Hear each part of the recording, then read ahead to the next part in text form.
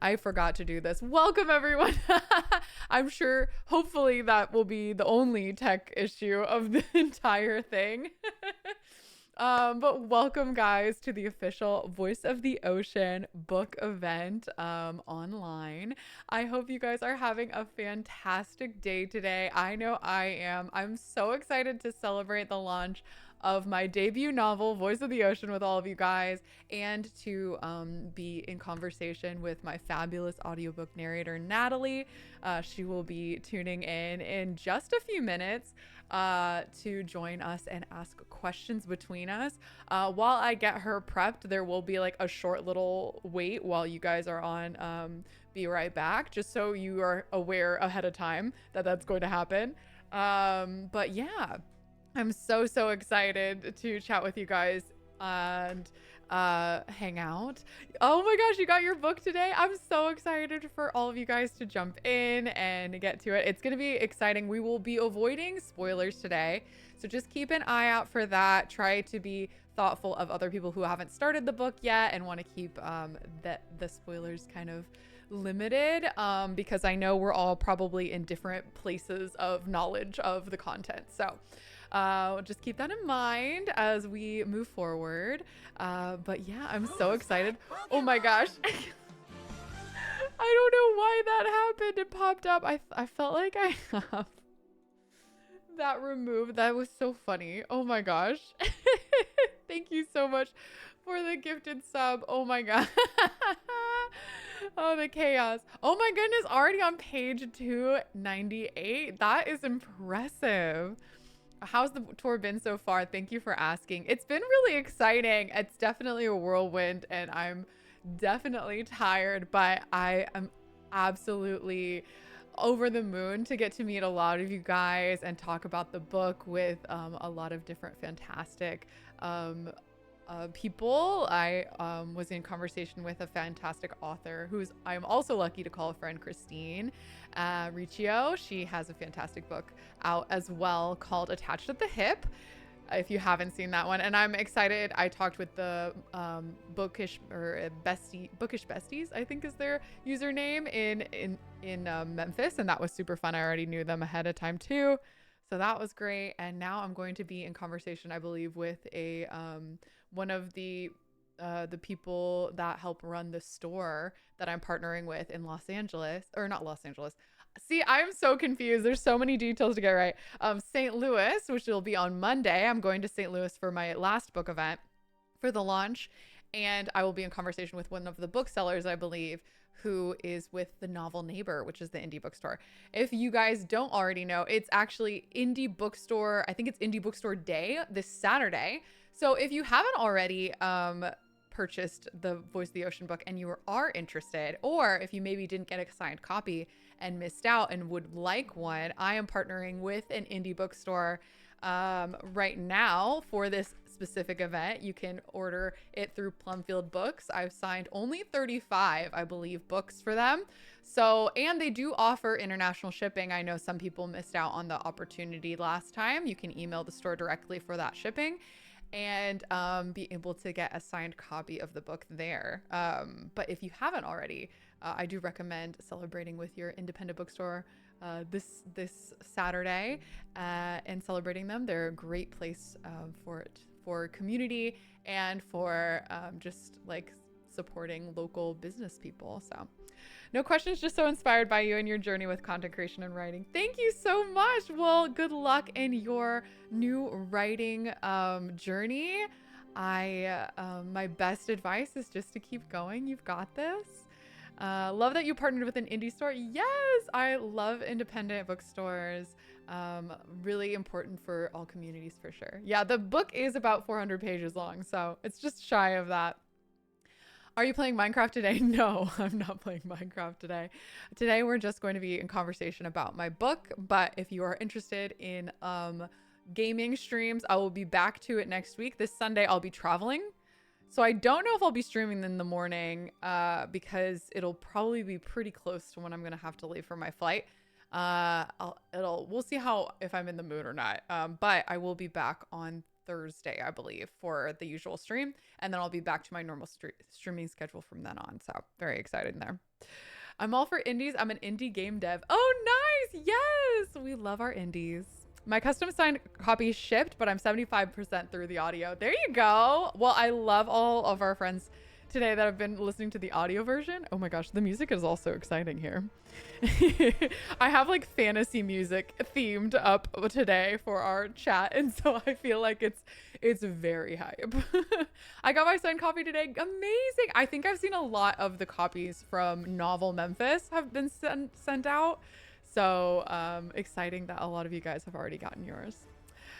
I have a book coming out soon. I'm so nervous. How do you not get nervous? I do get nervous. That's my secret, Cap. I'm nervous all the time. I think the difference is that I have a lot of practice being on stage and talking to people. I actually grew up as a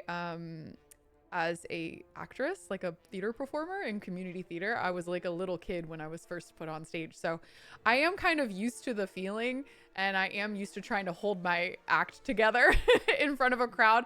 And I'm very practiced on live streams and events like that, talking with people, answering questions. So it's just practice. It'll come to you with time, but nobody expects anyone to be a professional first go. That's for sure. This song is so intense. I'm gonna pass on that one. I'm having to force myself not to read yet. Oh, why? You got the electric blue version. Okay, so this is a fun thing, which maybe we should do a little poll while we're chilling and hanging out. But we've got a really exciting. So I've noticed that the book has, I don't know why, but has two different end papers. I wish I had them, for example, right up here. I have one. I can show you one of them. Oh, let me see.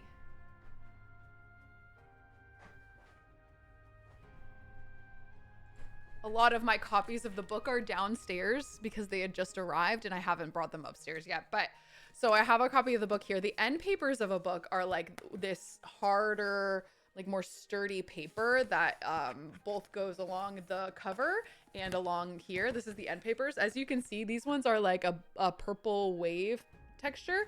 It is actually mirroring the same pattern of the waves on the front of the cover, which I find very beautiful. But there is another version that has electric blue colored end papers. And I've noticed that some people are getting the purple waves and some people are getting the electric blue, and it doesn't seem to have much of a rhyme or reason to it. I've ordered some from Amazon and half of them came in electric blue and half of them came in the purple. So I have no idea why, but I just find it so interesting. So if you guys have the book, feel free to look and let me know which one you have. I would love to do a little poll for that and see which ones you guys have seen the most. So which book do you have? I'm gonna add it right now. Oh, just out of my own curiosity. I'm a completionist, so I wanted to collect them all. So it took me a while to find the electric blue personally, because all the ones I had were coming in with the purple waves. So I'm very intrigued by all of you guys. We'll remove this image right here for a bit. So, okay, we have our fantastic audiobook narrator who is waiting in the wings right now for me to get her set up. So while you do this fun poll, I am going to have you guys do this while I get her all sorted out. So I'm going to go over to Be Right Back. Keep going the poll. I want to react to it. It seems like right now, most people are getting electric blue, which is wild to me because I thought that was rare. But we'll have to see in just a second what it shapes out to be. But Natalie is just waiting. So I got to get her all set up and sorted so that she can come on and we can start answering all of the questions for today's event. So see you so soon. Okay. Mwah.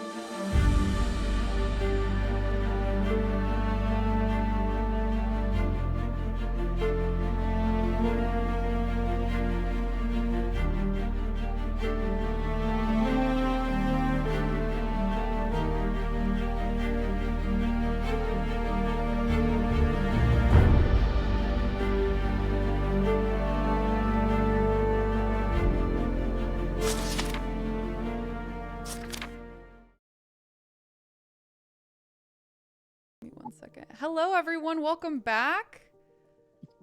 Today, I am just welcoming in our guest really quick right now, getting that link. Okay, you should be able to see her in just a second.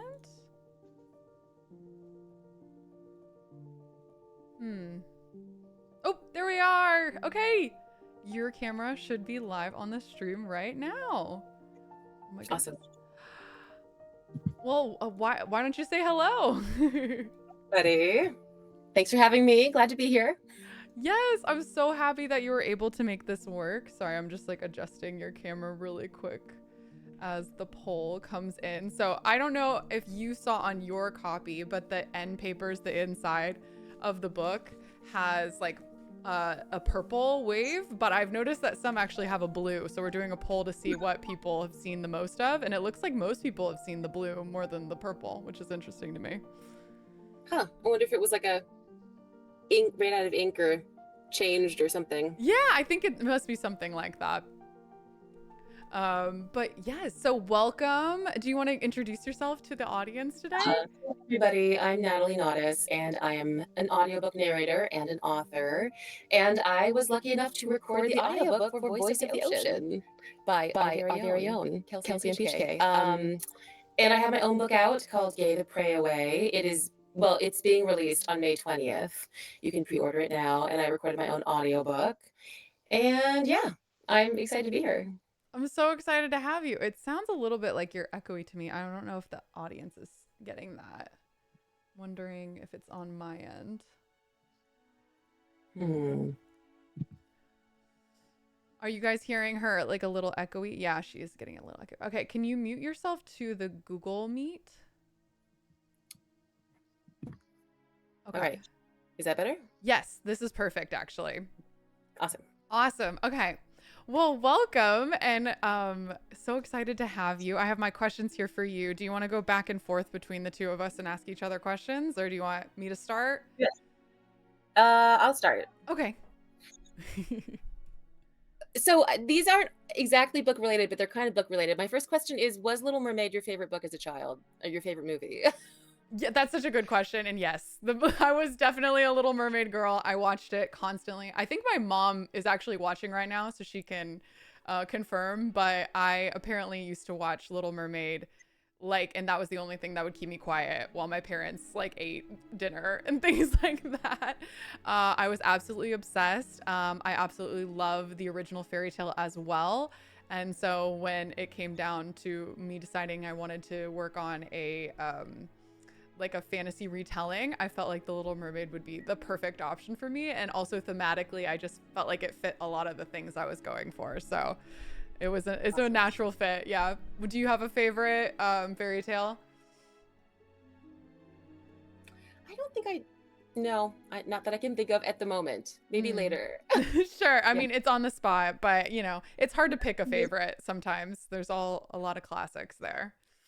So Did you like the Oh, sorry. Little Mermaid? Did you like the new Little Mermaid movie? I did. I loved it. I liked a lot of the additional things that they added to their personalities to give the story a little more depth. I'm a big fan. I remember watching it while I was still working on this book and being like, oh, I love them. They're doing great. I also always loved the sea witch turning into a human, and her meddling in the story. That was always one of my favorite parts. For sure. All right, I'll go with my question next. So, this feels like a kind of standard one, but just for everybody who's kind of new to audiobook narration, how did you get started in it? Yeah, I have a bachelor's and a master's degree in opera, vocal performance. And it's hard to make money with that degree. Fair. So I was working I worked at a church, I played organ, I was teaching music lessons, and also singing in productions. And I was just looking for something that was more stable and paid better, going back to school. And I listened to a lot of audiobooks, so I just looked it up and realized people were doing it from their homes now. And I set up a studio in my closet and got to it. That's amazing. Yeah. When did you start working on that? Was it fairly recent? 2017, I think, was when my first audiobooks came out. Oh, okay. And it picked up so quick, and I've been doing it basically full time ever since. I mean, It's been you're awesome. fantastic, so I'm not surprised you picked up quick. You have a beautiful voice. Thank you. Yeah, I think that the singing, all of that, and the like language and text analysis, all of that translates really, really well to audiobooks. With like vocal stamina and range. Even though we're not singing, we're using so many different parts of our range and making different colors. It works. It's a great, great fit. I know a couple ex-opera singers who do audiobooks now, and it's a very exclusive club.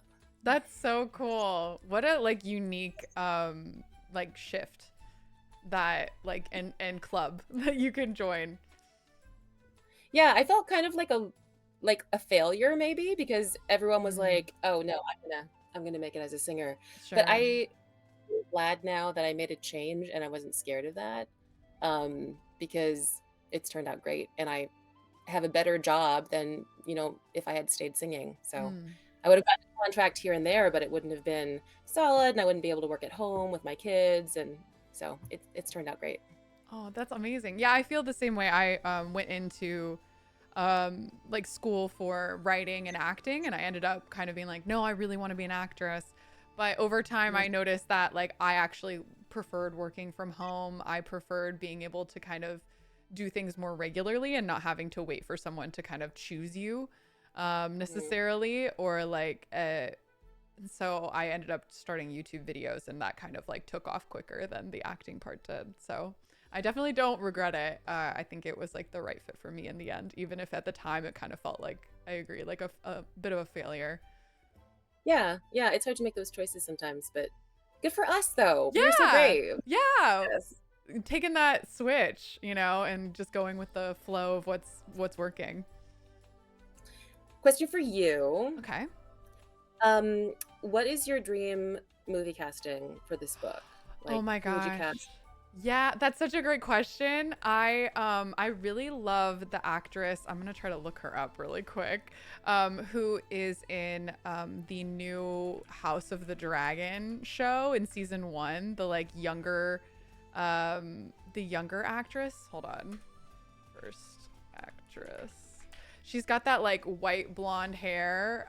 Millie Alcock. Oh, yeah, I think I'm seeing her. Yeah, yeah. Yeah. She's just got this like very sweet face, but she's also quite like has this, I guess, like gravity to her. I feel like she could be a really fun choice. Also, maybe I'm just biased because she's already rocking some like platinum white hair in the show, so I feel like it was easy Vibes. for me to visualize it.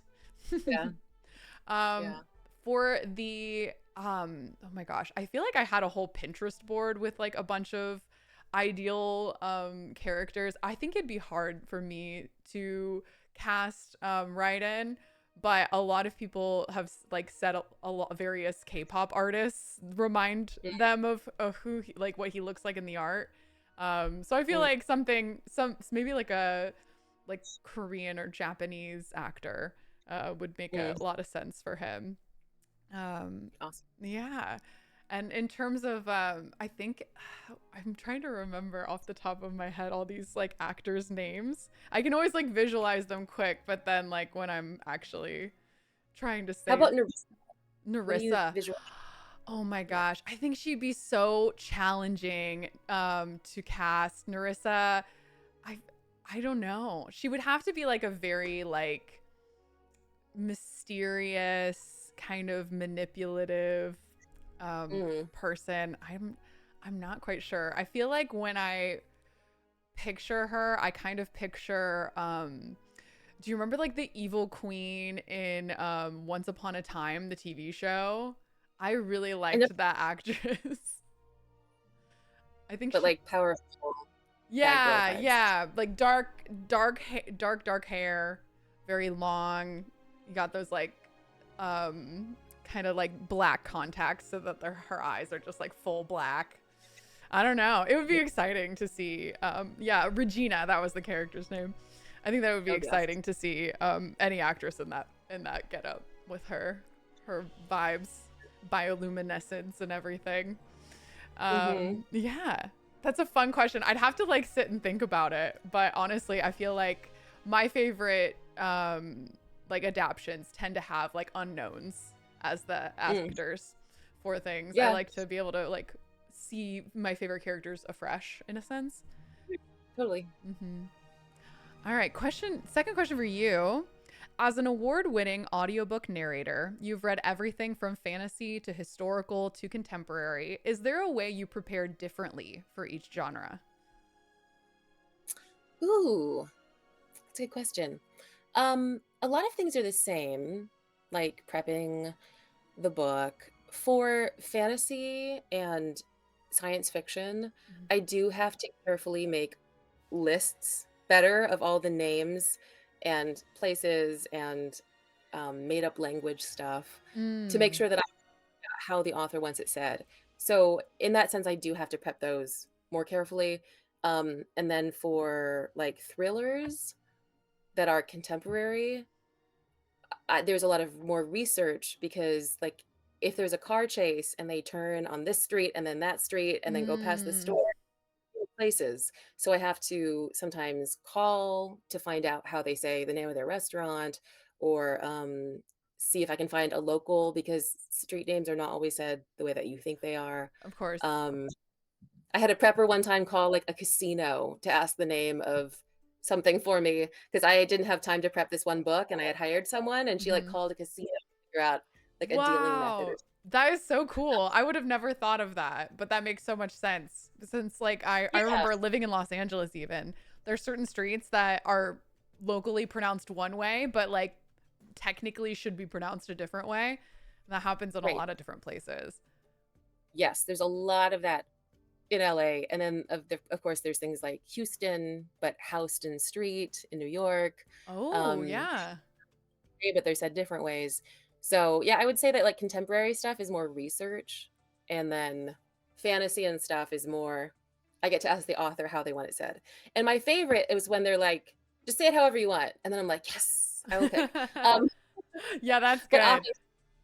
often they have how they want it, and then I have to make sure I keep careful notes for it.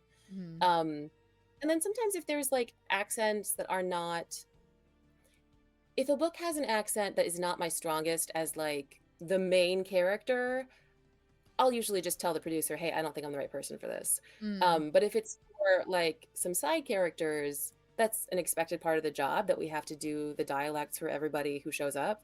So sometimes I will watch like reality TV or travel shows to try to like hear people in just like a way that's enjoyable to me. And then I'll also like study YouTube videos and write Mhm. down like the changes that they make with dialects. Like I have a minor character with a Jamaican dialect, so I was listening to some real people and then writing down like the th switches to a d, things Mm. about the lyricism of the way that they're talking, so that when I'm actually recording, I don't have to stress about it as much.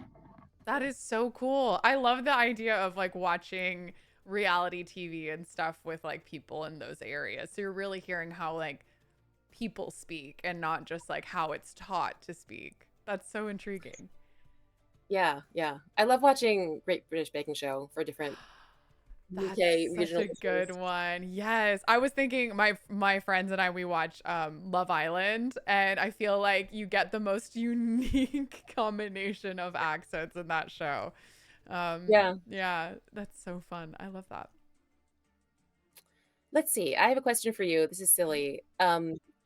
I was researching, just like reading about you before we did this, and I was seeing that you're like crazy viral videos about 100 babies in The Sims. And I was wondering, is Celeste going to have 100 babies? Because if she's part fish, is she going to lay 100 eggs? Like, how does That's a great concept question. How does how does child rearing or child making work in the book? in the mermaid world? Yes. Well, Celeste will have to decide whether or not she wants children. I think down the line, she's a little young for that decision yet. But in terms of, yeah, it's interesting thinking about when you're making a civilization in fantasy, like, are there differences in how like their bodies work and stuff? And of course, with sirens, like their bottom half is a fish.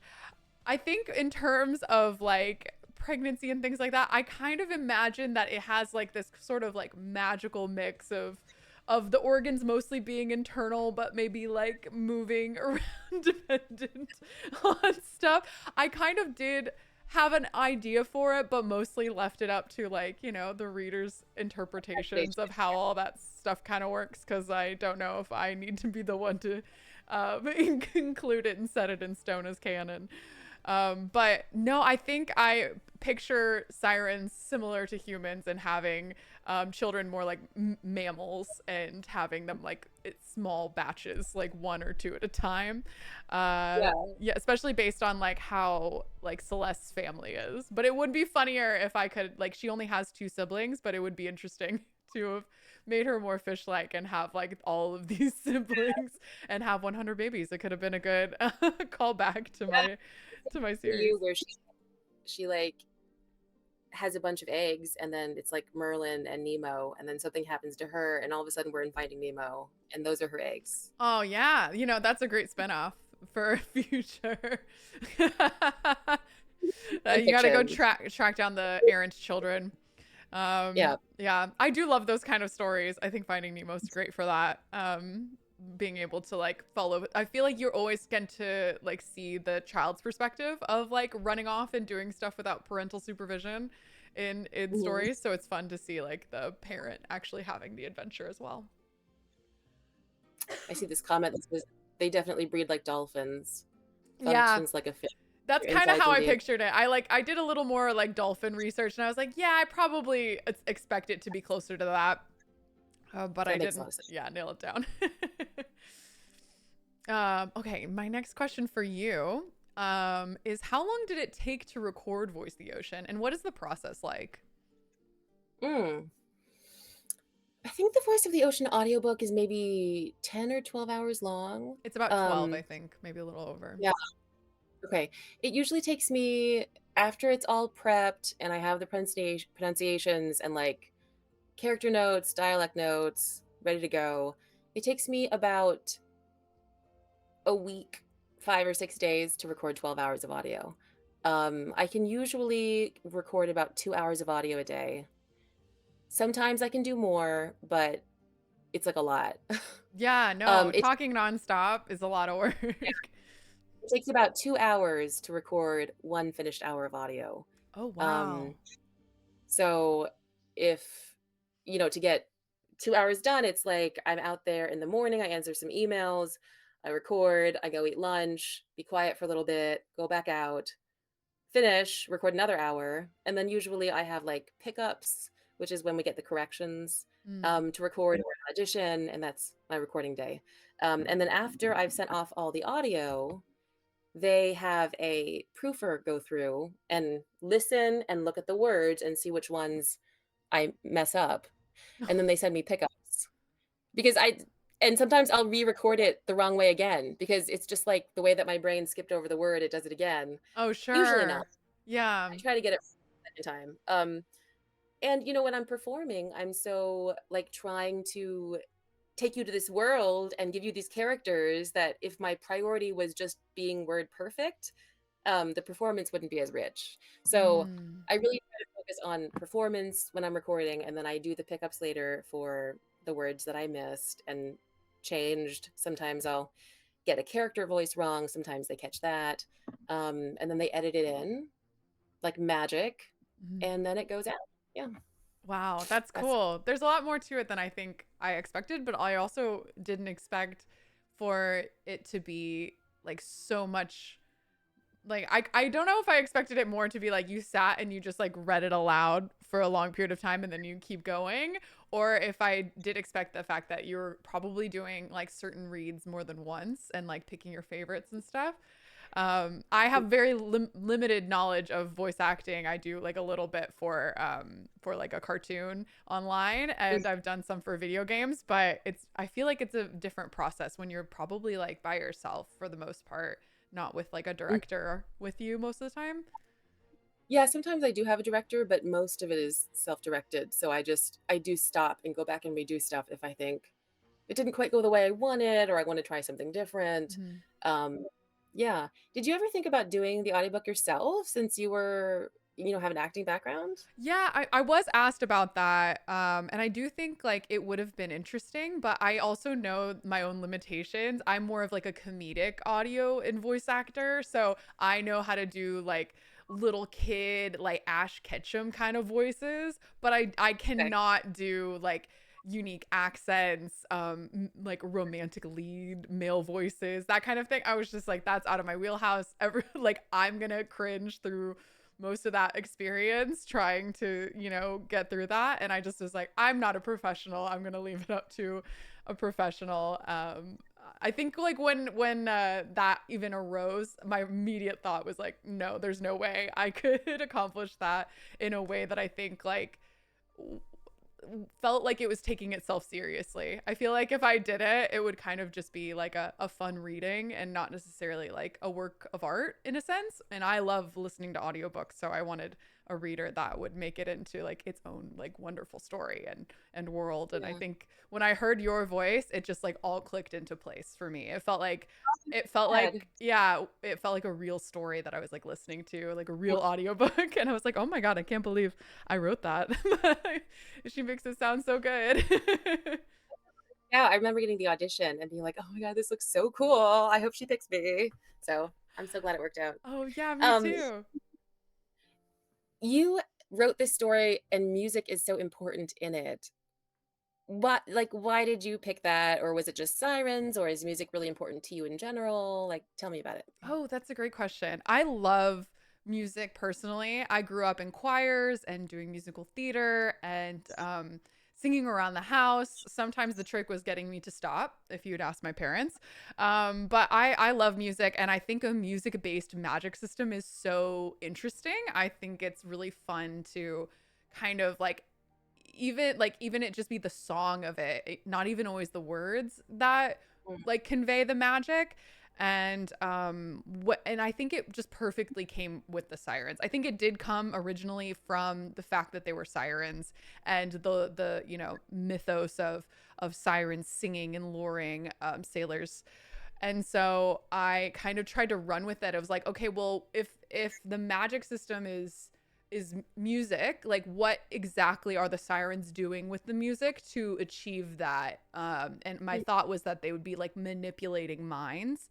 And so with other sects of the magic, you get to see like, oh, healers manipulate body and like they sing to the blood and to the tissue and things to make that Mm. move around.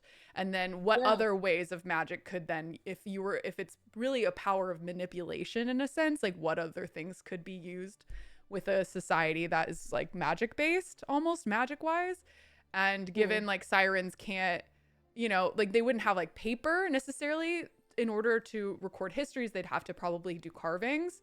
But I figured like Mm. an oral history would be really interesting for like a Yeah. society. So like maybe their historians also have to sing songs, and maybe all their Mm. traditions are also song based. And so that's kind of where a lot of that came from, is Mm. that original mythos. But I also feel like I love music too. So I think that was just like maybe I got fixated on that and just ran down that path Love myself. it. I hadn't thought about it like that.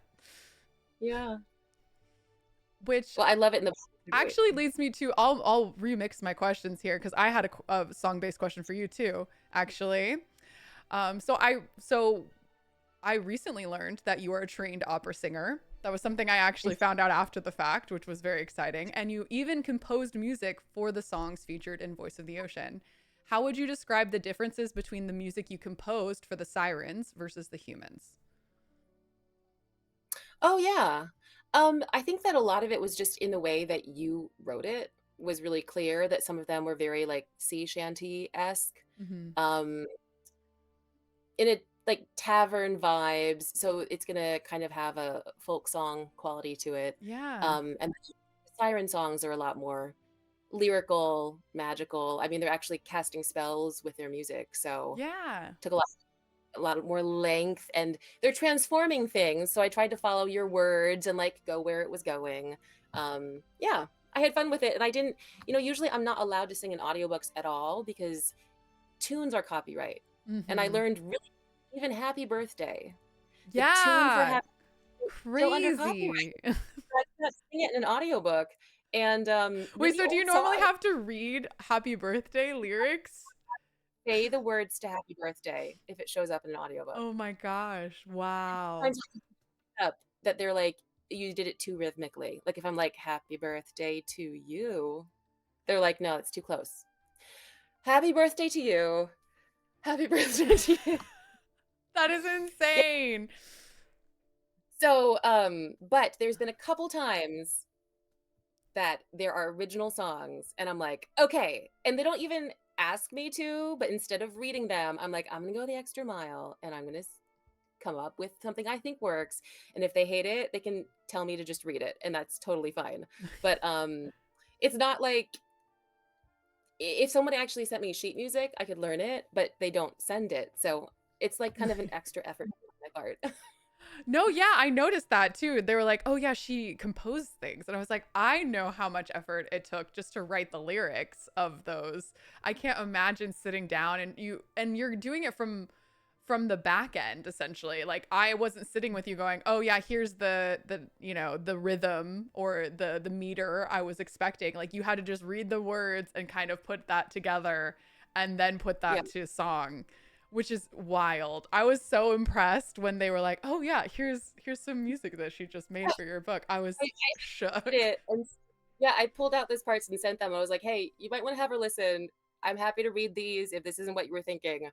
But because they are sirens and you wrote whole songs, I was like, it would be really cool if we could have songs. I think that would be Yeah. cool. No, I Yeah. loved it. I was totally expecting just a read, like a straight read of the songs, and getting to hear them brought to life was so exciting. And I can't wait. I haven't listened to it in all the context yet. I'm still like working through my listen through of the audiobook, but I'm really excited cuz I'm excited for how it plays in between the Yeah. sections of text because I got to listen to the songs like in their holisticness like put together, and so Yeah. it's exciting to like hear it kind of threaded through the story Yeah. in that way. I'm very excited to hear that. I wrote a lot of questions for you. Let me see. If you were a mermaid, what color would you be? Like your tail part. Yes. Oh my gosh. Yeah. I mean, there's so many fun mermaids that I got to like just create in my mind. I think my favorite was there's a mermaid who is kind of based off of an angelfish. And I was like, oh, I feel like that would be kind of one of my favorites to be with all the Mm. like beautiful, like frilly pieces and stuff and the stripes. I think that would be really cool. Or wait, is it lionfish? Maybe I'm saying it wrong.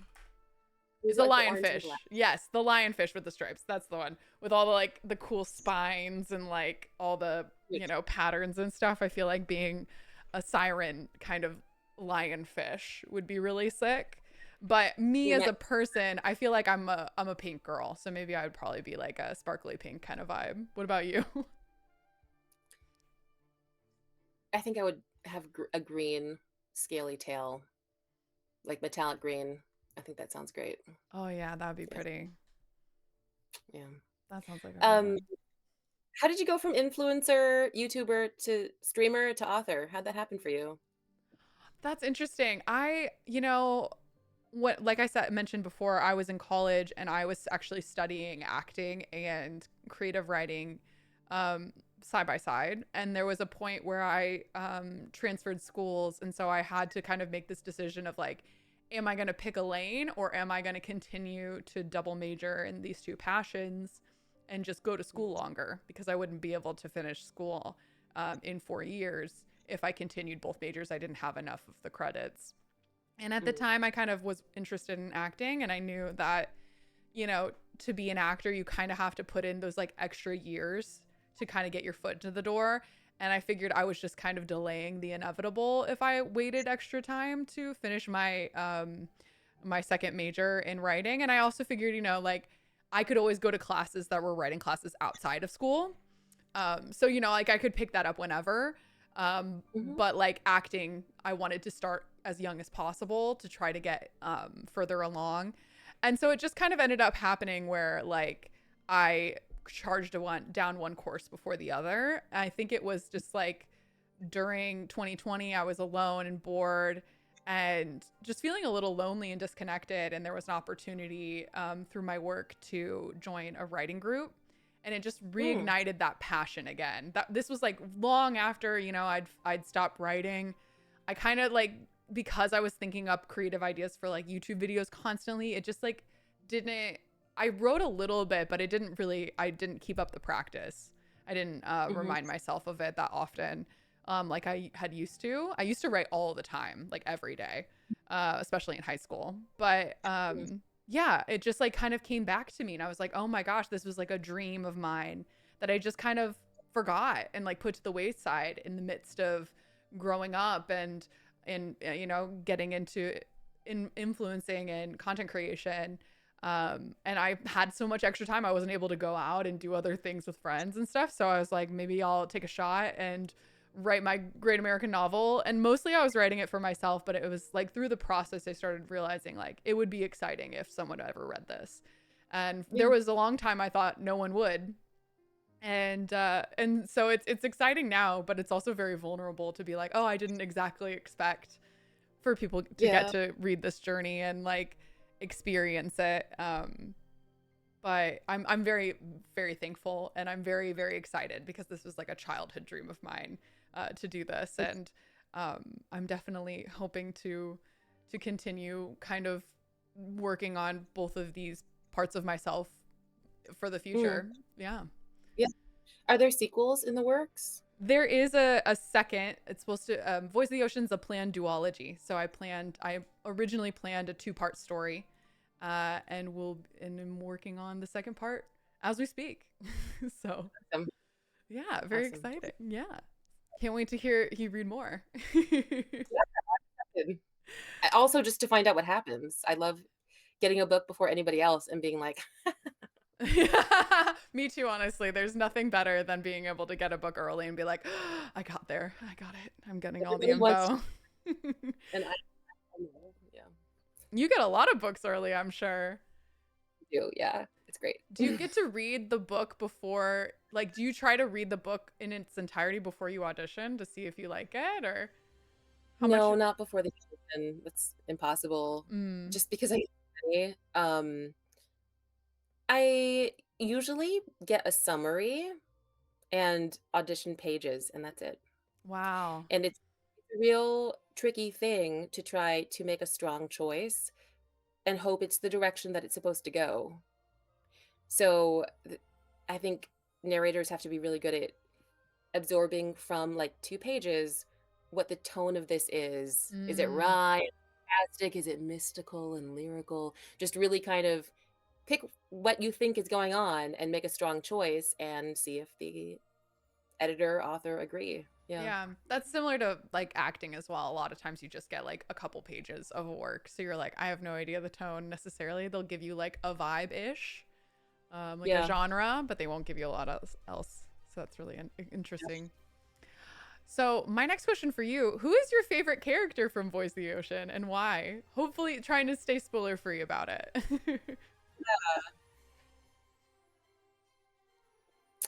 The Admiral, the dog.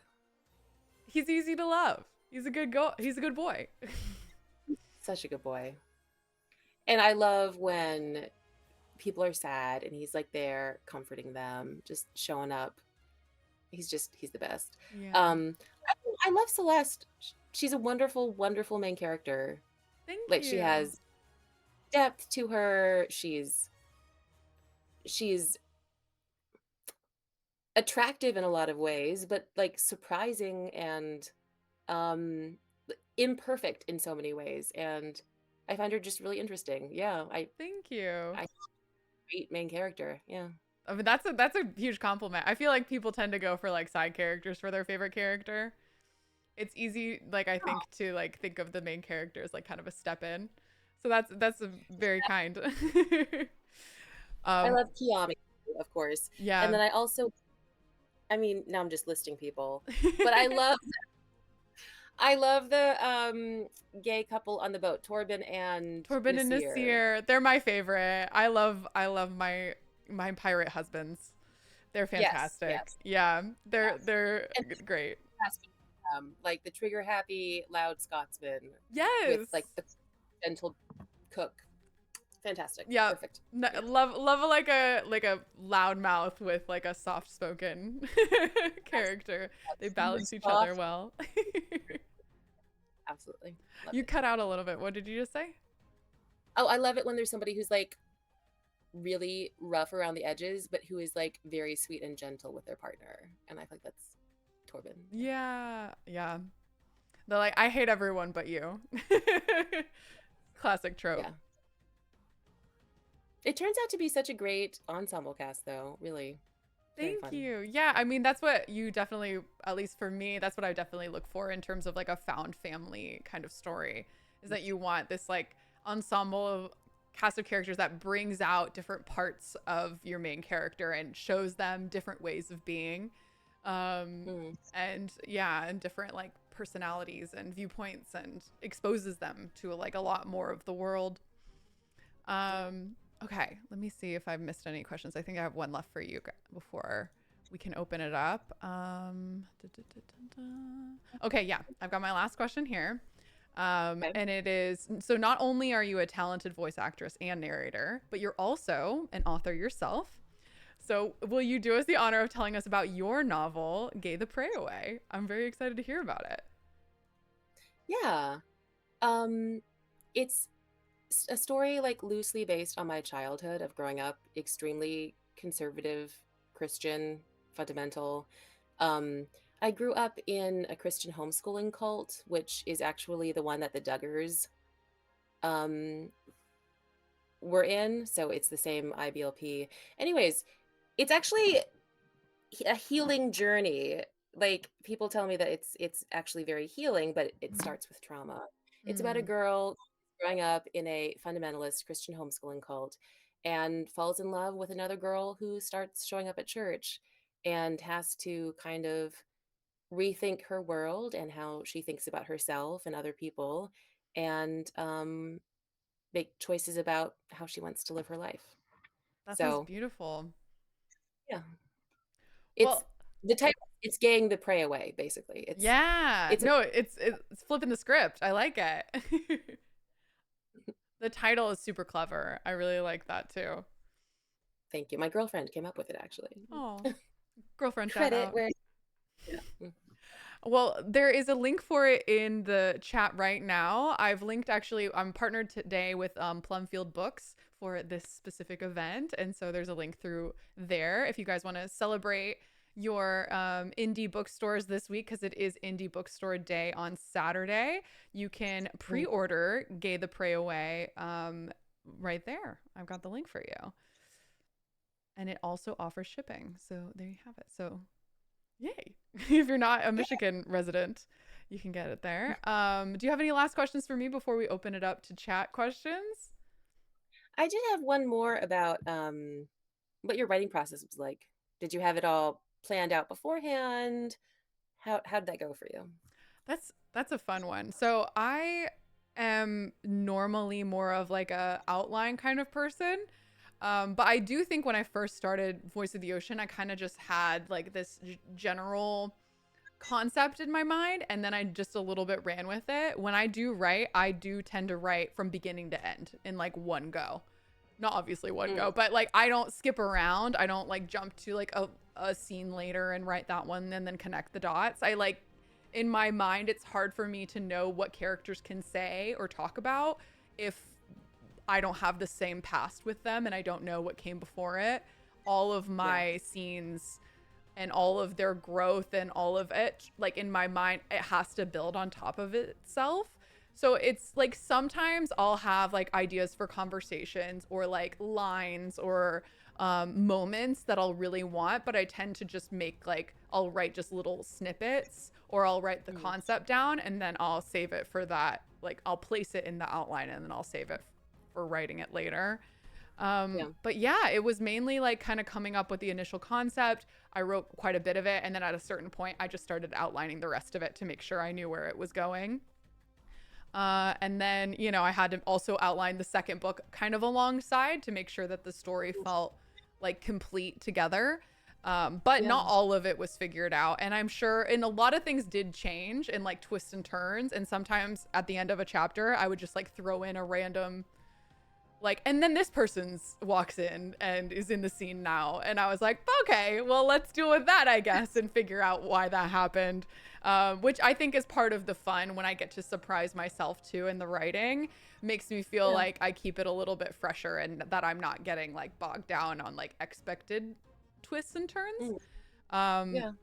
but some things were set up like at the beginning and weren't Yes. like especially the ending of Voice of the Ocean. I think like I kind of knew where we were ending at the beginning. Mm. And that Mm. made it kind of easier for me, I think, to get from point A to point B. But I find it Yeah. interesting. Everyone's different. Is your process very different? Are you like more of a pantser or a plotzer?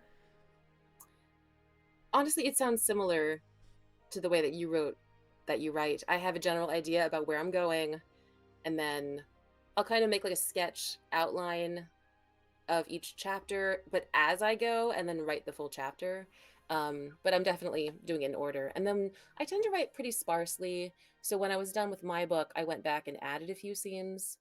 Mm. Um, just, I don't know, I'm like too efficient with words. I Mm. write sometimes instead of, I have like the opposite problem I hear about a lot of authors who like have lots of words. I'm like very short, and then I'm like, that's not enough to communicate what I'm trying to say. So then I have Sure. to add some more. But I Yeah. just kind of went, yeah. Yeah, I honestly, it's been so long. I kind of don't remember exactly. Like it what I did write it in like 2020, 2021, so it has been like several years. So I'm like Yeah. I can't always tell because I've also written like I've written a first draft of a different book since then, and then I'm also working on another one. So it's hard for me sometimes to remember exactly how Voice of the Ocean happened. But I do Yeah. feel that like I remember there being a process of like yeah, me having to go back and fill things out because I was like, oh yeah, I don't know if that was enough. Like I would do things where I would like drop in little hints and I would think that my hint was so obvious and then later I'd Yeah. read it and I was like, I don't know if that was actually that hinty at the That's, time. yeah. Like I don't know if Totally. anyone's gonna pick up on that. Which you do want to do like a balance of that too. But I feel you. I also felt like I was adding a bit on the second like draft of it. But I also feel though that sometimes I find that I probably should be trimming things more. It's I a mean, it's delicate dance. later. Trimming's easy. Yeah, it is harder to like keep like adding to it. It's better. I think it's better to trim, but I don't tend to end up doing that, I think either. I wish I That's wrote. That would be kind of nice. yeah. I work with a lot of different authors, and it's interesting. Some of them easily just write so much, and other ones are just write shorter books. It's just different styles. Yeah. I mean, I think about my friends sending me voice messages, and like one of them can summarize their day in like 3 sentences, and another one I got a 40-minute podcast I got to listen to about. I'm definitely So the 40-minute podcast kind of person. I lack brevity. My book is obviously, it's nearly 400 pages, so and it was my first. So, I feel like yeah, I definitely tend to run a little long, but I do feel like I tend to like long stories and that are depthful, especially when it comes to fantasy. You kind of don't want to skimp on like detail, at least for me. yeah, no, that's perfect for fantasy. And you have a storyteller inside you in your podcast voice messages to your bestie. Yeah, Yeah. I like to weave the tale, I can't just, do bullet points. You got to know Yes, all the yeah. context to the Yes, story. exactly. At least that's how I am. So, with that, thank you so much for preparing all those wonderful questions for me. We now have time for our fabulous audience to start putting in their questions. So, if you guys have any questions for myself or Natalie, please pop them in the chat for us and we will start getting through them. I'm gonna search back for a little bit and see if there's any questions in the past maybe that we can jump on. Oh, it sounds like there's already a couple popping in, so let's look at those. Do you have a soundproof room or closet to record in when you're recording at home? Yeah, I have a recording booth, which is just a double-walled booth with insulation in it, and then like egg carton foam panels inside. And it's inside a shed, which is also insulated. And I still have to stop when a truck drives by. Like, it's Oh. not as you think, Hmm. but that's what I Yep. Did I narrate my own book? Yes, I did. It is on everywhere. Gay the Pray Away, and I recorded my own. Yep. Do I do voice acting jobs too? I do mostly audiobooks, but sometimes I'll get hired to do other things. I'm a spicy audio creator on Quinn. I do sleep stories on the Sleepiest app. My kids listen to them when they fall asleep. It's very cute. And I'm Oh, like, that's so cute. why is my voice echoing from upstairs? It's Do you ever like okay. are you super comfortable now with the sound of your own voice? Like do you tend to like it? I feel like everyone has a different opinion on the sound of their own voice. I'm super comfy with it. Yeah. I've heard it so much and I hear it when I do pickups. I'm quite Mhm. used to it. Yeah. I'm used to my own voice too, but I'll still sometimes be like, "Ugh." It's not my I favorite. mean, still like, but when I'm doing that, I'm recording and I'm like, oh, I'm gonna redo that part. That wasn't quite it. Yeah. Let's see. Oh, I'm going back up. Yeah. So many good Do questions you want here. music is will your music playlist be on Apple Music? Is that yours, Yes, that's for Kelsey? me. So I have a audio playlist for the book. It's all of the music that I actually wrote the book to. While I was writing it, I was listening to a lot of these songs, and I've put it on Spotify as public now, so people can listen to it themselves.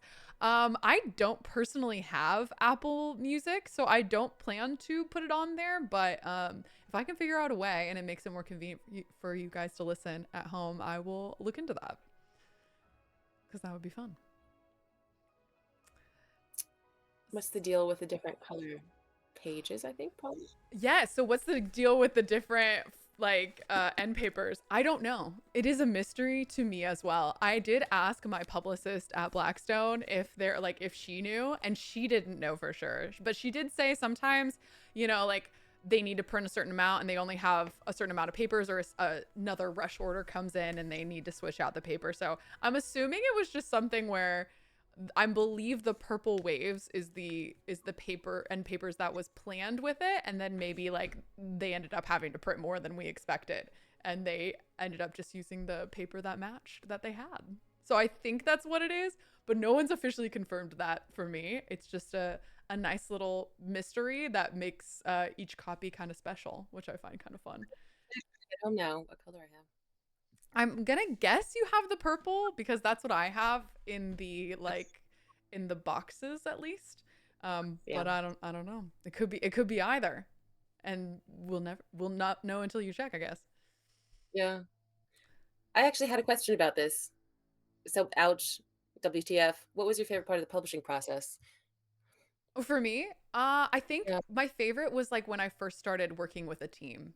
It was like so Mm. magical to be like all this story in my head, and now like other people have this opinion of like, oh, maybe you should workshop this thing, or like, oh, maybe this, I find this like surprising. And that was really fun for me to start working as a team, and especially when the art came in, like we started working on the map and we started working on the cover. I was like this is so much fun in the publishing process. But honestly, most of the parts have been really fun for me.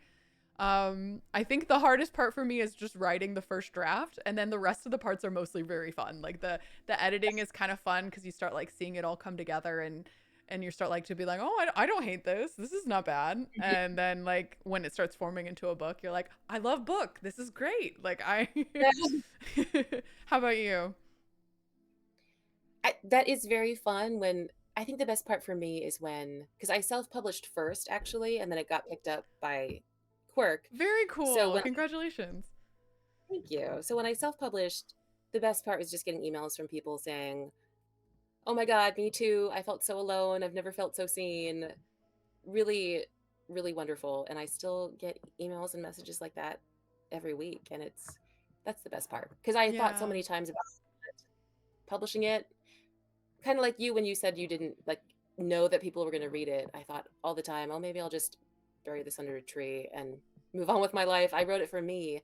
But hearing Mhm. from people that it was healing and that they felt really seen is it's felt really, really good. That's the Yeah. best part for me.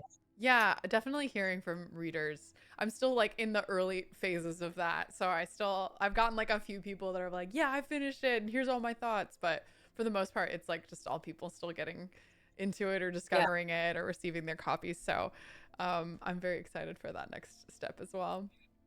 that starts coming in. It's the best feeling. And hopefully that Yeah. helps you write the next one because yeah, it's a really great Yeah, feeling. I definitely need I think I was doing really well up until like essentially this month when everything started getting like so busy with Voice of the Ocean coming out. I was like really on a good path with writing and now I've like screeched to a halt and haven't written for like a week. So hopefully once the tour is kind of over and I'm like back in my normal schedule, I'll start picking up where I left off.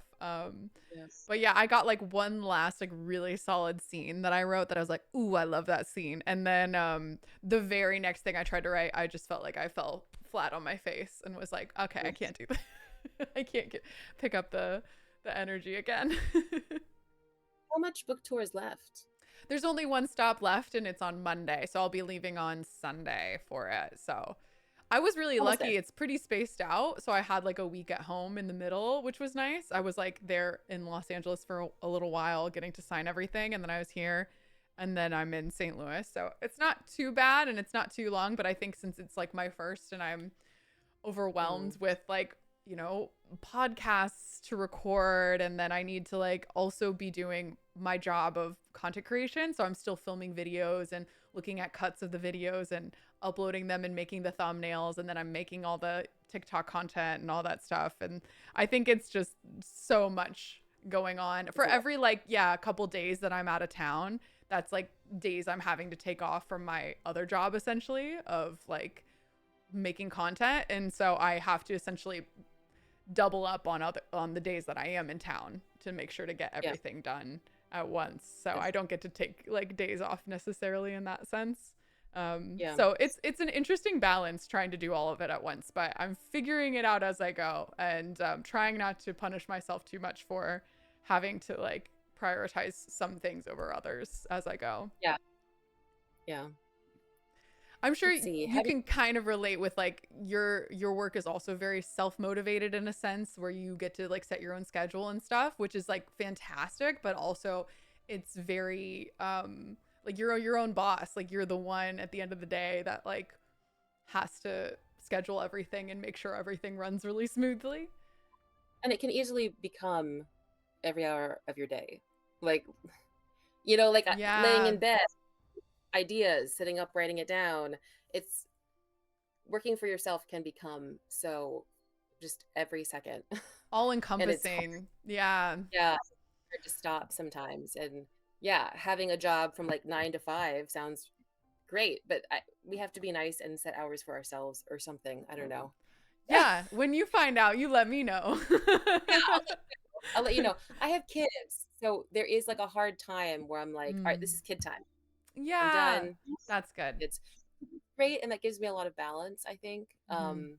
But prior to that, it was like I was just always doing whatever all the time. So Mhm. yeah, Yeah. Yeah, I luckily started my content creation through like a 9 to 5 kind of situation. It was like a 9 to 6. So I did have like a schedule and I did have a boss and I did have like a structure so that when I kind of went off of it, I did try to keep most of the structure. Like I still don't tend to work a lot of weekends, but it all bleeds together. Like I still stream on weekends. So it's not like, am I yeah, working? Yes. And then, yeah, after the stream, maybe I'll try to also do other things on the weekend while I'm there. So it all bleeds together, but I try to maintain the life balance. But I like to think that it's because I really like what I'm doing and I'm excited yeah, by it that I keep doing stuff and not out of like pure panic to get everything done. yeah. Let's see. How did you decide on Yes. Ryden's? Where was that? Oh, I'm scoring in the chat. Mad Hatter 9. How did you decide on Ryden's voice? Oh yeah. Um, yeah, I actually pulled up my original notes that Jesse at Blackstone sent me from you that said Ryden, our male main character, charming, confident, a natural leader. I imagine his voice to be lower register, young, attractive, cocky, flirty, British. So I just went with that. I feel like it was kind of it out for me. We went a little lower. We gave him a nice British accent and made him really confident. And yeah, just it was described for me, you know? Yeah, I definitely was like over the top in all my descriptions. I was like, and this person's all of this, and this person's all of this. I And love it. yeah, No, I love getting that much information. Absolutely. Because I like to make strong choices, but I need like a reason to if it's like if I sure. don't have any book. So I love it being spelled out for me. It's great. Yeah. Well, so are when you're recording, are you kind of discovering what happens in the book as you're like recording it?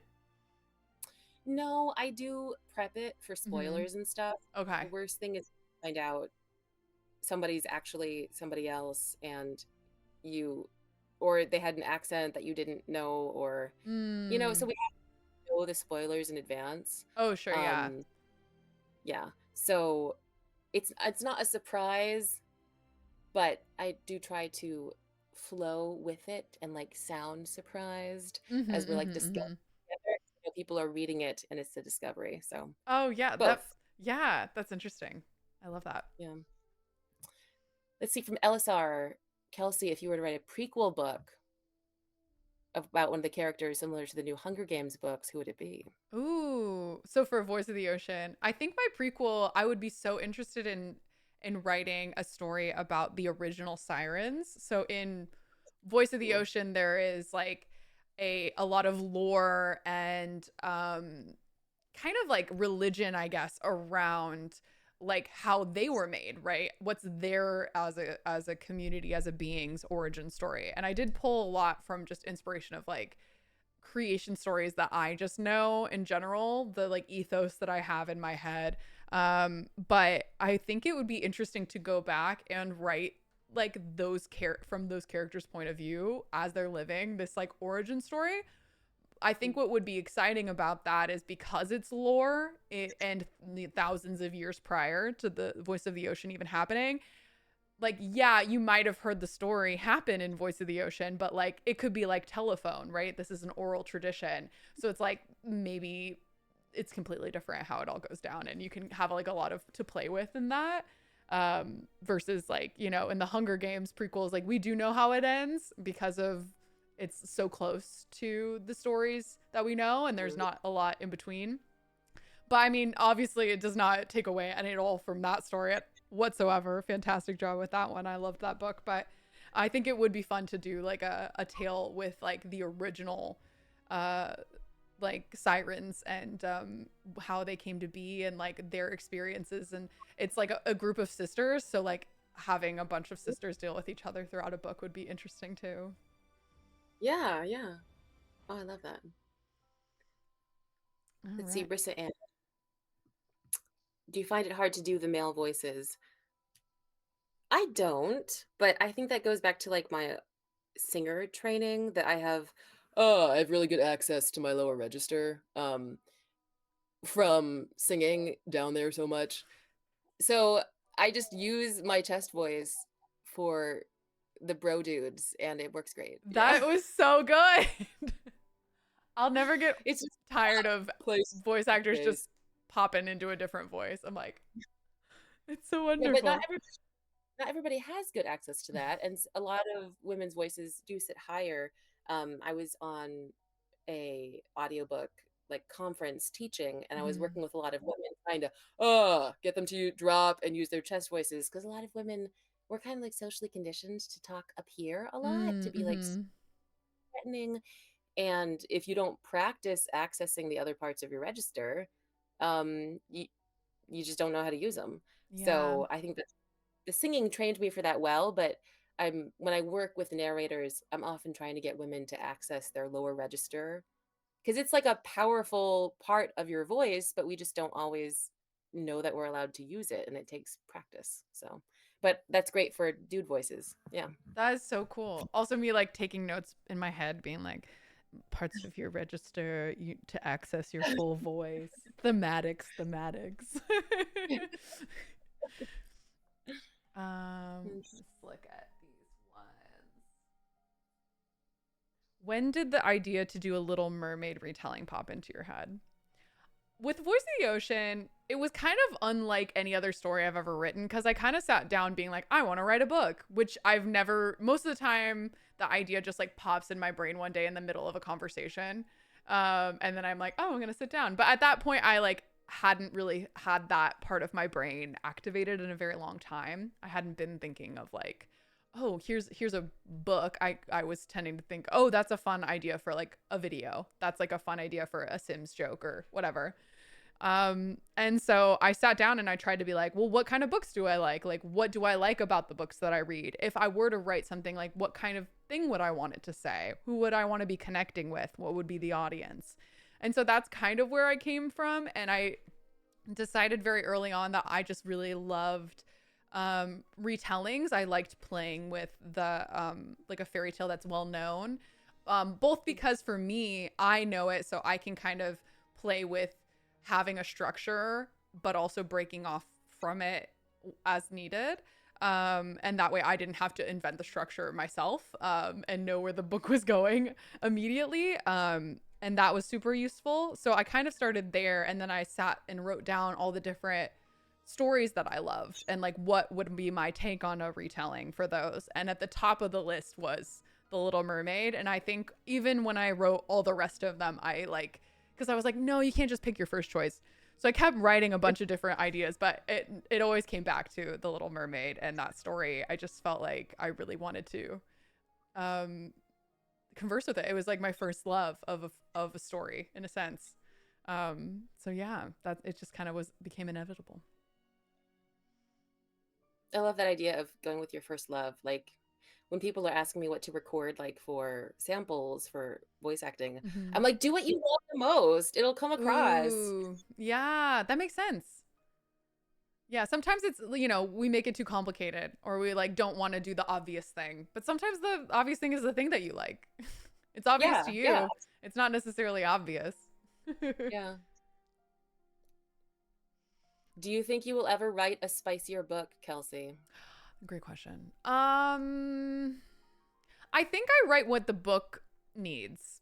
Like I think I don't come at it with like I'm gonna write a spicy book. Would I ever write an adult fantasy? Yes, I would write a fantasy with older characters and older situations. Definitely. I don't think I'm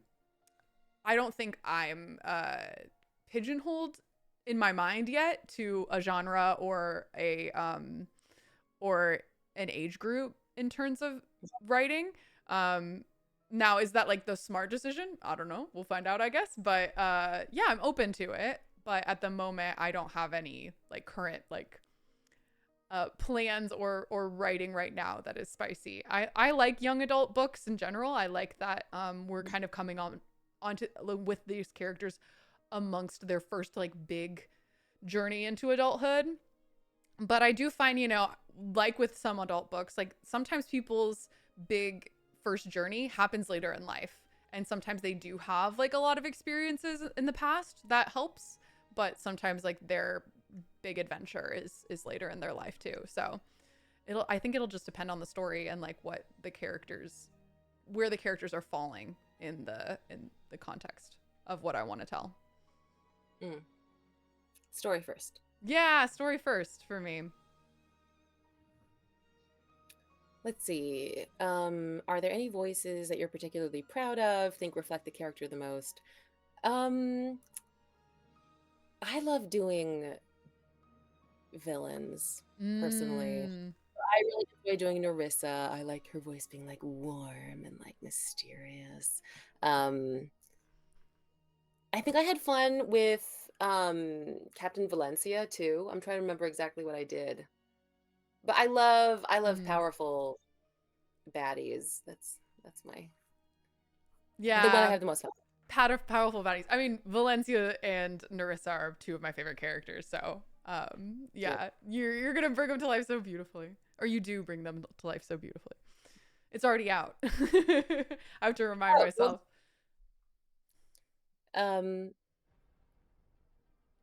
Do you want to do this one, Kelsey? Did this book heal a part of you at all for being an emotional girly? I loved that in the introduction. I loved it. Oh, tell us about that. Thank you. Yeah, no, I think it did. Honestly, I think it helped me heal a little bit of of feeling like I'm alone and isolated because I'm an emotional girly, because you're also taught to like keep it kind of on the DL. Like if you cry, you're not really supposed to cry in public, right? You might like find a room to cry by yourself. But growing up, it was always kind of hard for me to like know that I was gonna cry. It would just be like in the middle of a conversation and I'd get flustered and it would just come out and I'd be like, oh, like there was no warning. It wasn't like oh, I'm gonna cry. Let me button up and go to the other room in the bathroom and collect myself. Like I never had that skill set. And I think there was something to like adding that to the story and getting to see a character kind of work through that was very healing. And I also think what's the most healing is hearing other people connect with Celeste and saying like, I can feel for her. I don't think she, like, having her almost validated in that validates me in a way too. Like hearing people be like, you know, for a minute I was kind of afraid to even like release this book because I was afraid people would judge her. I was afraid people would be like, oh, she's so whiny and she keeps crying all the time. And it kind of gets old with the character. And I was kind of afraid of that. I was afraid of people seeing her and being like, oh, it's too much. And it could have been my writing, right? It could have been my writing being like, oh, I harpened on it too much or something. But I was a little afraid that she would be judged for it or like looked down upon for it. And that's like been the opposite, is that people have like, that's their favorite part. And that's the part that people connect with the most, is that like internal struggle of like self-acceptance. And I think it's just something that I think everyone in a sense can relate to, kind of taking your own weaknesses or things you don't like about yourself or things that the people around like that separate you from people, you know, and having to like find a way to love them and find other people, maybe a new family, to accept them about you. I love that you put that right at the front. Because like if you maybe you're like, okay, not my book, like I'm gonna move on. This is the theme. Like I've always been a messy, inconvenient time crier. I remember being in college, just like heaving sobs, like in a corner of the music building. And then I was like supposed to be in a class. And I remember the teaching assistant came and was like, hey, are you? And then she like looked at me and she's like, I'm gonna mark you down as sick. And then she just like walked away because I was just like in the corner, like hyperventilating. Oh no. Yeah. I mean, I remember I was at work, like at a job, and just broke down crying in front of my boss. Oh my God. I worked at a dental office and I was supposed to be like a half professional adult. And I just like had a panic attack crying in the break room. Yes. Oh no. So, some of us girls do cry a lot. Absolutely. Yeah. And I feel like I never really have those conversations with people about how much we cry or like our own like low moments. Like I don't have this conversation with even like some of my friends. We don't necessarily talk about this kind of stuff all the time. So it's interesting like being able to have these conversations with other women and be like, oh yeah, we kind of all, at least a lot of us, have felt this way in a way of like, yeah. But yeah, I've always been a very inconvenient crier too. Or even when you're mad, I hate crying when I'm mad. Because I'm like, I don't let this dissuade you from how mad I am. This is not weak. These are powerful tears. These are tears of power. Yeah. It's so funny. Liebercorn, how did you get into narration, Natalie? I'll give you the quick version. Was that I was an opera singer and I wanted a job that paid well, and I get to perform every day from home, so it's a perfect fit. Favorite character in the book, I said Admiral the dog, probably. And Celeste. I love Celeste. Yeah, my favorite I think would be Kiami. It's hard for me because I love them all. And I know that sounds cliche, but it's whoever I'm writing, it's like my favorite at that point. I'm like, oh, I love when they do this. Yeah. But I think, yeah, my favorite would be Kiami. I love writing her scenes. I love a female friendship in a book. I love, or even just friendships in general in books. I find those relationships like really satisfying alongside the romance. And so like building that friendship was just really satisfying to have like people find their people. It's so good. Colloid. So what I'm getting is Natalie is an IRL siren. That's what I'm hearing as well. There's a question about if you're going to write adult books as well. You had kind of touched on I that. have touched on it. Yeah, the fun of streaming is sometimes everyone comes in at different times. So sometimes people will ask questions we've already gotten to, but yeah, I am interested in writing adult fantasy. I think it's interesting that fantasy right now is having this moment of like there being kind of this gray area in between like young adult and adult. I think it's Mm. mostly just because um we're I guess as readers and as writers trying to give ourselves permission to like not write high fantasy. And I Mm. feel like adult fantasy feels like high fantasy, Mm. and you have to be like up there with the Lord of the Rings, like writing these epic, like very Yeah. powerful tales, and that there also can be like adult fantasies that are more about romance. um and I would be interested in writing something like that in the future, but we'll just have to wait and see. Yeah. Yeah. Florida Stanley, does constantly reading other authors feel like practice for your own storytelling, or does it just feel like work? Mm. Hmm. To be completely honest, some days it is work. Some days I am getting in there to do my job. But I do always try to bring like my best effort. And um having written and published my own book, I know how much love goes into each book that gets published. Authors spend so much time writing it and then revising and revising again, and first pass, second pass. There's heart and love in it, so I really do try to respect that. And if I am not sounding good or I'm having like a really terrible day, I'll walk away. But Mm. job, and some days I do have to work feeling less than my best self, but I do try to bring my best effort to their story and like at least respect, even if it's not like my personally favorite book, respect Mm. the the research, if it's nonfiction, the passion for finance. I just recorded a finance book that was wonderful. um Everyone's passionate about it, and I try to remember that like there's somebody out there waiting to hear this story, or to Mm. hear about the history of black and white movies or whatever it is that I'm recording, and Mm. tell that story with heart and conviction for the people who are waiting to hear about it. Yeah. Yeah, I mean in a way like you're telling someone's like baby, right? Like people put all Right. this effort in. So yeah, it's very like nice to hear you think about it that way. Like it's like that you're yeah, treating everything with respect. That's like such a good viewpoint. Cuz yeah, I know everything, every job can end up feeling like work at a certain point. Yeah. It is a big responsibility to be, and sometimes I'm recording a book a week, and authors Mhm. spend on their book. So, if I ever start getting like I'm rushing or something, I try to slow myself down and be like, "Hey, this is their baby. Let's take care of their baby." Oh, Yeah. yeah. That's great. I found another question for you. How do you decide on pacing while reading a Mm, story, and what do you consider while doing the pacing? mm. A couple things. First of all is how it's written.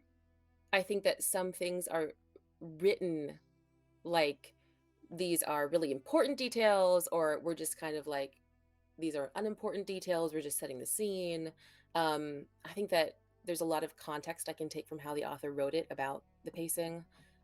And then I also try very hard to give the listeners variety in pacing. Mm. And I think that my musical instincts come in here, that if something has kind of been the same for a while, let's approach it from a different angle, or let's find a different way to think about it, just to keep keep it interesting, keep it fresh, because I don't want it to become a drone. Mm. Um, yeah. And then I also think about movies quite a bit, like in action scenes, Mhm. how things will be like Fast and Furious, and then there'll be like the slow-mo shot as they're like Ooh, speeding yeah. to avoid the bullets, like the Terminator. Like, so I do try to see where the author is kind of giving me those beats, Mhm. and that together with trying to mix it up. So if it's like bullets are flying everywhere and it's really intense, and then we have a slow motion moment, just and I don't just like insert it, but if there's a spot where it fits with the Mhm. text, I'll try to keep things interesting, That's hopefully. so cool. I would have never thought about that. That is so cool. All right, here's a question from 2Gen Gaming. This is for both of us. It says, were there any characters in Voice of the Ocean you found you started off not loving, but they grew on you by the end of the book? Mm. For me, that character was Torben. I think at the first onset, he's like this very grumpy, mean, like, you know, like trigger happy sailor, like who's super violent. And I feel like a lot of people can kind of think of him as like one note and really cocky. And even for me, like when I was writing him, but like over the course of like seeing him interact with his husband, seeing him interact with all the different characters, he's probably by the end of the book and definitely like into book 2 is one of my favorite characters to write still. I think he's so entertaining, and he's got this sweet little heart of gold, and especially in action scenes he's really fun, just like Yeah. running in there, throwing things around, causing a ruckus. I'm trying to remember. I feel like Raiden has his own arc, which is not in one direction. So my feelings Yeah. about him keep, and I need you to write the second book before I decide what What to what my feel opinion. about him. Yeah, he's an interesting one. You're putting our feelings through the ringers with that one. That's the hope. But yeah, I mean, he's a complicated love interest in Male Hero. There's a lot going on that he doesn't let on. So it makes it kind of hard to see where he's going. But yeah, that's an interesting one for being like, I don't he it ebbs and flows with him. And I feel like that's how Celeste feels too, actually. Yeah, Yeah. which I love. I love a complicated character. Yeah, Um, like you said, I love the baddies. I love a little morally gray, a little you don't know what they're gonna do next, what's their next move, kind of thing. yeah, and people who make mistakes, I that's most of us. Yeah, so true. Yeah, I that's one thing I love about young adult is that I feel like they really make big mistakes, and it's okay Hmm. because they're like young. I feel like when you read older books, you're like, well, when they make mistakes, like I feel like people are harder on them because they're adults and they should think through their actions more.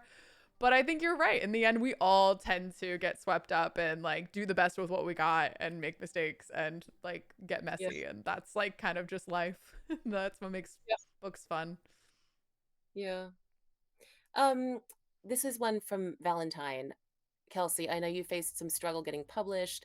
How many did you try to go through before the final one? Was it Is it was it versions? it doesn't say. I was assuming it was like, did you get an agent easily? Were you on Mm. set Well, time? actually, I'm working on a vlog or like a video that like kind of goes through that whole journey, and you see it happen in real time because I filmed it all like as it was happening. So you're gonna get a lot of those answers very soon on my YouTube channel. So keep your eyes peeled in the next week. But yeah, I mean, I think because I'm a content creator and do have like a built-in audience, it was like kind of twofold. You'd expect that like I would know some people in various industries, which is true. Like I did know different agencies and things like that, and I did have like people that knew people that could send them my book.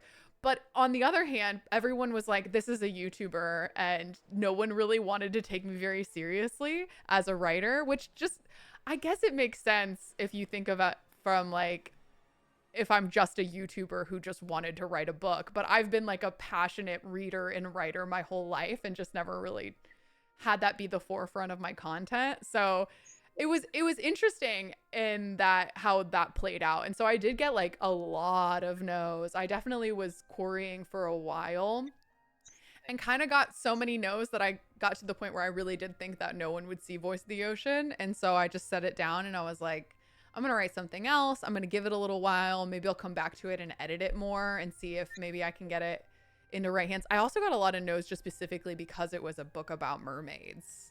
quote unquote. Mm. And a lot of people were saying like mermaid books don't sell, and that's like not really a thing that people are looking for, which I found interesting. As if like, you know, they published all the mermaid books that needed to be published, and since they weren't like crazy bestsellers, like new genre defining pieces, that then no more siren books can be made. But yeah, it was interesting how all that happened. I did face a lot of like up and down with it. Mm. But you know what? It ended in the right home. Like I found an agent who was fantastic, and he like did not have too many problems with publishers, which was interesting. Mm. Being interested, like there were publishers that were interested in the book. It was just like the agents that like I kind of struggled with the most. Okay. Yeah, it was interesting for me. I was the other way. I got Mhm. agents right away. I had several offers and I had to choose an agent, and it was like in a week. But then it Wow. went and died on sub. And then my agent was like, "Hey, if you don't want to rewrite this like to fit the market, because it doesn't really exactly fit, like it's Hmm. not YA, it's not a dark cult novel. It doesn't have a, you know," she said, "just self-publish it." And I did. And then TradPub was like, "Oh, people are talking about this book." So I was like the other way. So Yeah, that's yeah. interesting. That is, yeah. I feel like it just all depends on uh the book in this situation. But I'm very happy that you ended up self-publishing, and that seems like a really good agent who like supported you and like backed your book regardless.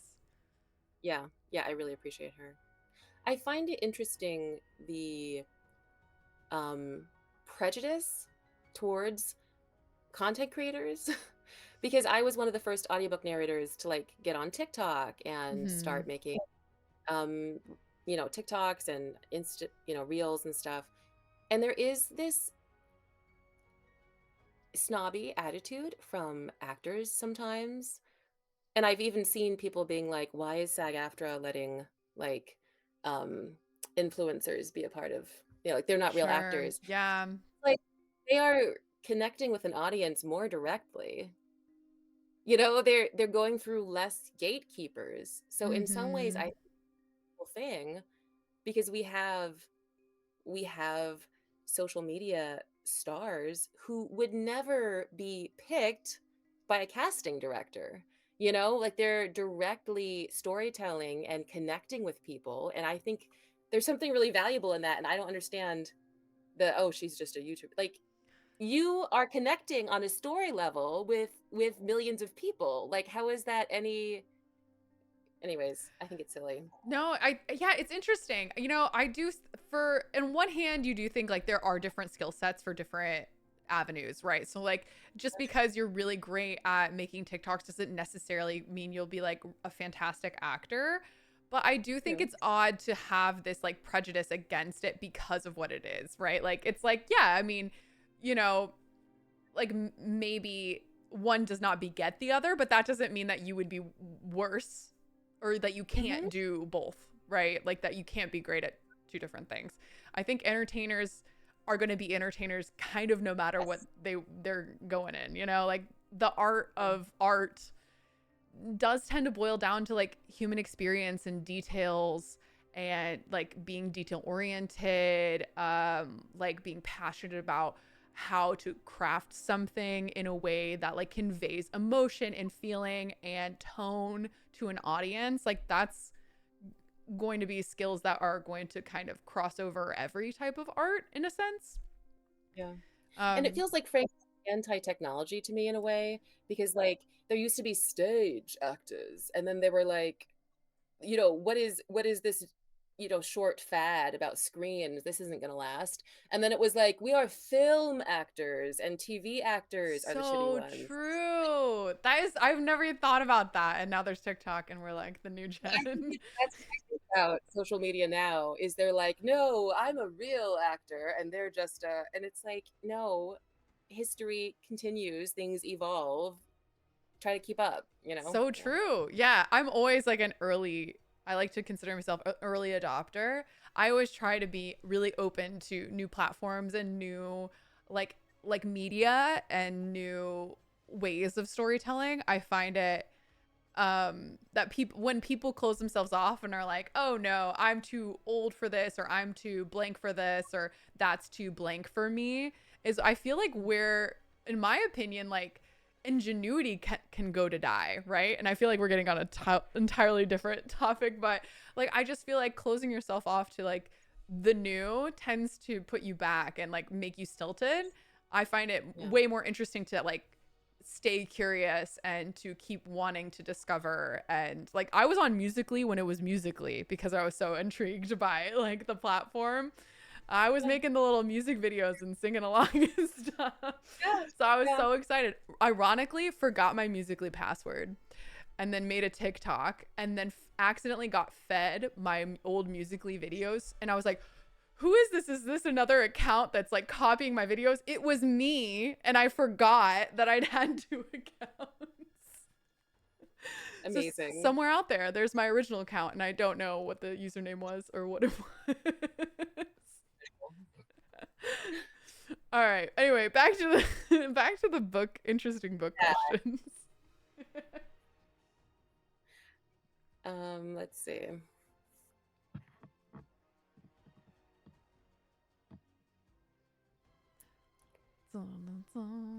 Getting some scrolling. So special to read YA and feel like a teen again. I love that. Oh yeah, I think it's fun to put yourself back in that headspace. I love that.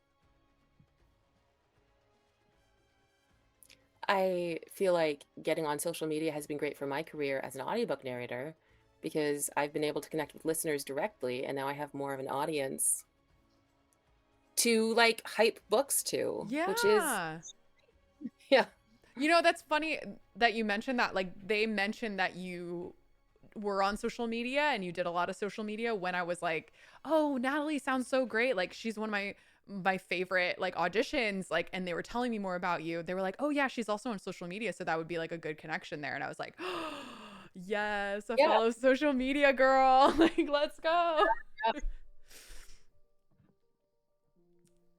Okay, this one says, what are your favorite books in general? That's a fun question.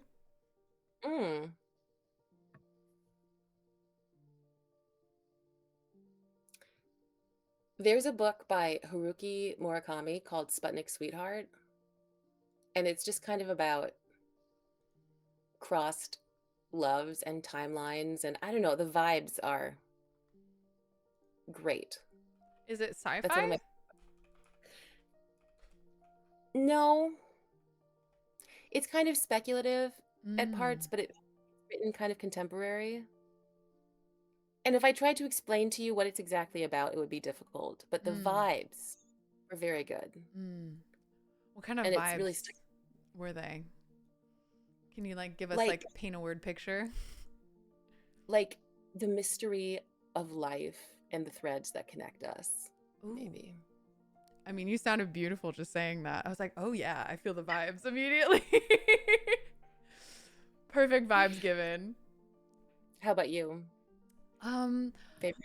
I think, you know, fantasy tends to be my favorite. I like a bit of like romantic fantasy. But I've lately just kind of tried to start branching out a lot more. I think my favorite books to read are books with like characters that form complicated relationships.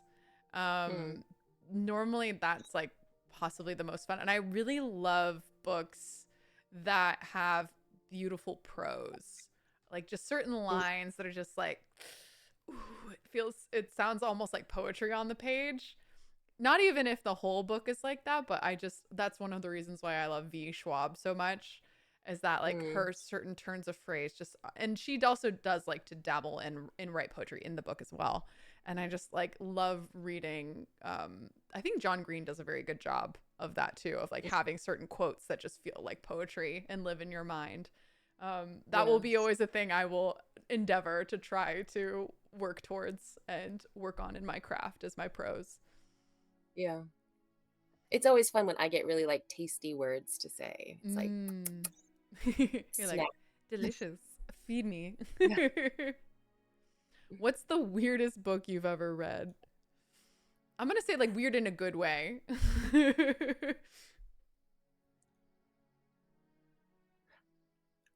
There's a book called The Disaster Tourist, which is a South Korean author, and it's a translation, and I recorded the English translation, The Hmm. Disaster Tourist. Remember the name of the author.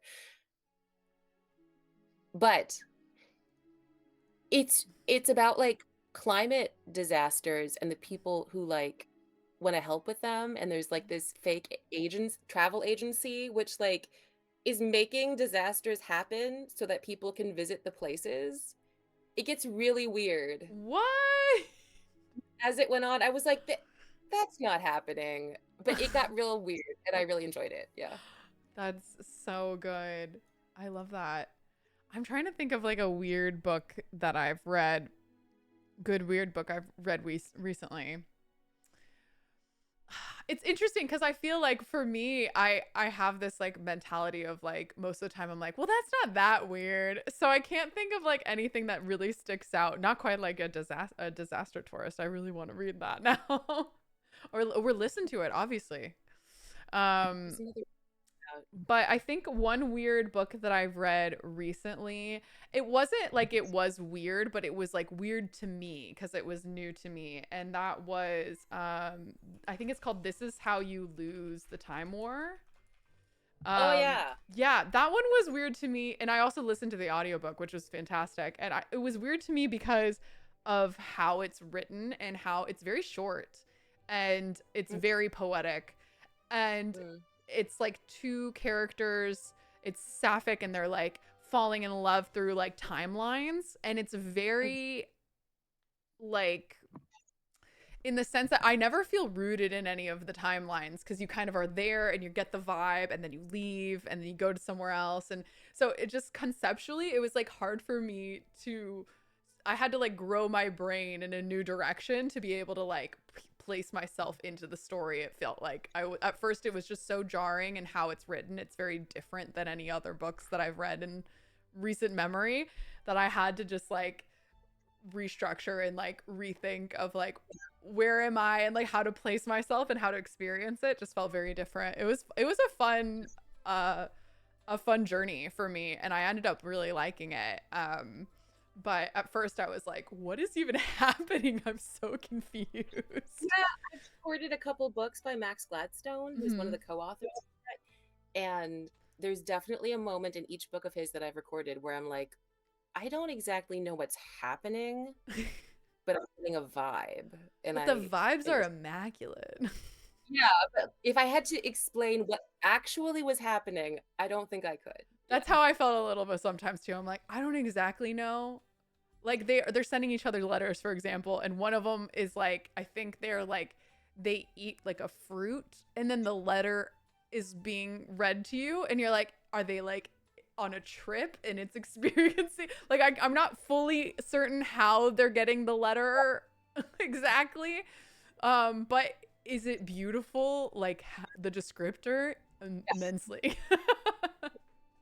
And I think that's like one fun thing about writing, is that like you can really break the mold. Like you can not explain how they get the letter, and you can just give the letter and let the Yeah. audience like, I think there has to be this delicate balance of like handing it to the audience to use their imagination a little bit, um because you have to, like, it's a collaborative experience, I think, with reader and story, and they're Mm-hmm. they're bringing all of their thoughts and feelings and imaginations to the experience just as much. um Mm-hmm. and so sometimes you can ease off the brakes a little bit and let them like them run it with it. And that's what I think, that's like a test in like the opposite direction, where I was like, oh, I'm running with it like a lot. At least in that one scene I was like, oh, okay, I'm figuring this out. You know what, it's cool. Yeah. So this next question, what are you reading now? Do you oftentimes get to read a lot outside of work? Not usually. I am reading a book called You Pierce My Soul by I'm reading it to blurb it, and it's really good. And I'm Ooh. excited. And I just finished recording Flight of the Fallen, which is the sequel to Road to Ruin by Hana Lee. And it's like polyamorous Mad Max. It's so good. That sounds It's fantastic. incredible. Yeah, it's just like desert and dirt bikes and lightning storms and flying dinosaurs, and Wait. you think it's you think it's a love triangle, but maybe they're all cool with it. It's fantastic. Wait, what's the Yeah. first one? I want to read that. Road to Ruin by Hana Lee. Okay. I've got to check that out. That sounds fantastic. I love that. That is so cool. I am currently reading the final installment of the Mistborn trilogy by Brandon Sanderson. It is called oh my gosh. I'm blanking on the name. Hero of Ages. And dang, I've read a little bit of Brandon Sanderson before. He's definitely a titan in the fantasy industry. And I definitely love listening to his classes. He does lectures on like the work and the craft for a school. He's like been a professor for a while. And now he like has been putting them up on YouTube. Fantastic, great speaker. Love listening to him just talk about the craft of writing and stuff. It's so much fun. But it's fun, engaging. Like, it's interesting that I was more introduced through his work as like a writer, like I rather than through his work like reading, like reading his work. So it's fun reading his stories and um like kind of see like having known a little bit of his like craft and how he works. And the Yeah. book's so fascinating. There's some twists and turns I never expect came out of nowhere. He also has so many characters, and yet like I am very dearly attached to certain ones, and it's fun seeing like how all of it's coming together. And it's my first introduction into the Cosmere, which is this like larger series, so it's been a lot of fun. I'm listening to the graphic audio version right now, and yeah, it's a lot of fun to listen to and hear all of the like epic things that's happening. So that's my current read. But Awesome. yeah, I do feel like I don't always get the chance to read as much as I want to. Same. Same. I'm gonna have to go. I was It's gonna say, with 7. that, this is the perfect ending. Thank you so much for joining me, Natalie. Chat, if you want to say thank you. You can obviously you can plug where you want to be followed, but I also will put that up in the chat right now. Yeah, I'm just at Natalie Naudus. Last name is Naudus. On Instagram is where I mostly am, but also TikTok. And I have a Patreon of spicy sapphic stories that I run with my girlfriend. And I have my book out on May 20th, Gay the Pray Away. You can pre-order it now. Yes. So thank you so much for joining us. It was so cool to hear all the behind the scenes of voice acting and also working on this book. It was such an honor to have you, and I'm so glad that you were here. And with that, you can have your day back. Fun. Thanks for having me. I had a Yeah, great time. no, of course. Have a good one. Looking forward to keep writing. Yes. Looking forward to All it. right.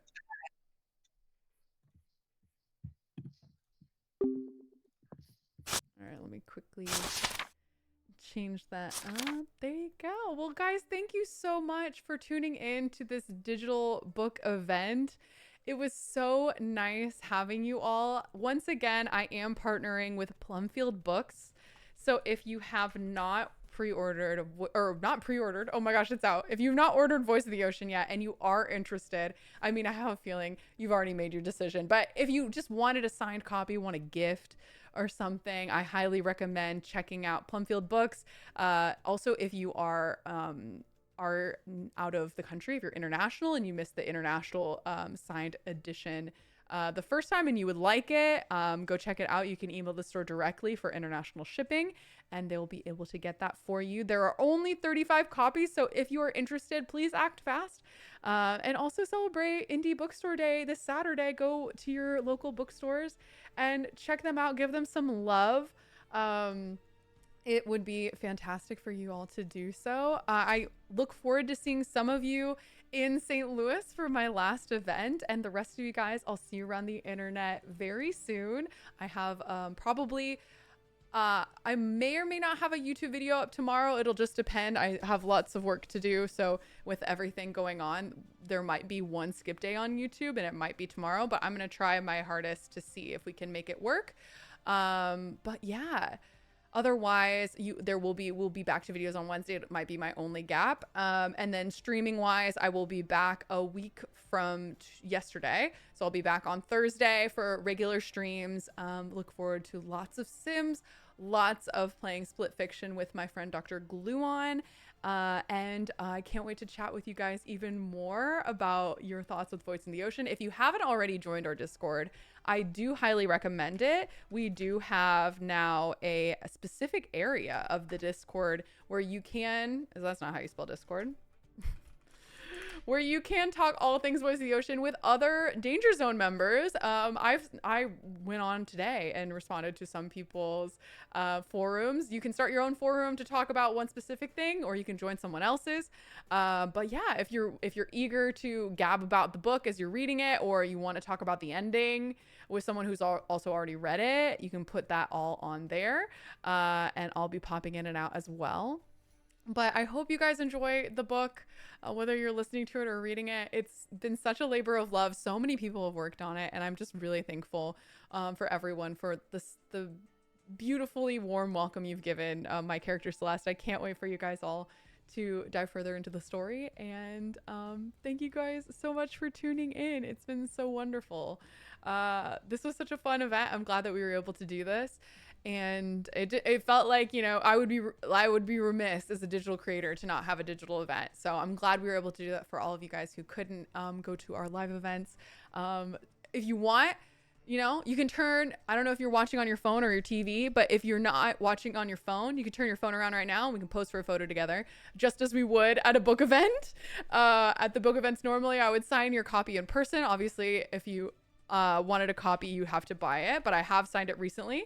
And then we can turn around and take a photo together. So let me get ready.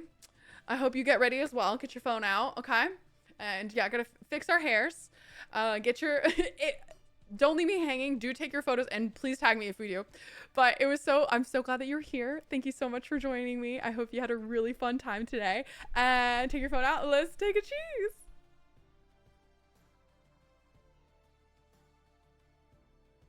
All right, that was our photo. Was it good? I hope it was good. I wasn't prepared. I tried to prepare you. Honestly, you can go back and do it again. That's the beauty of the videos, is that there will be a VOD afterwards.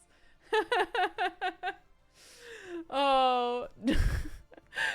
But yeah, my eyes blinded. Oh no, that's okay. I'm gone. No, Colloid. But anyway, I hope that you guys took photos of me. If not, no worries. I'll go back and do it later. Fabulous. Here, I'll do one more just in case you guys weren't ready. You can tell me when you get your camera out. I meant I blinked. Oh, no worries. My eyes blinded. It's a hilarious way of saying I blinked. That's so good. All right. You got your phone? Are we all ready? Okay, one more time. All right. And 3, 2, 1. Smile.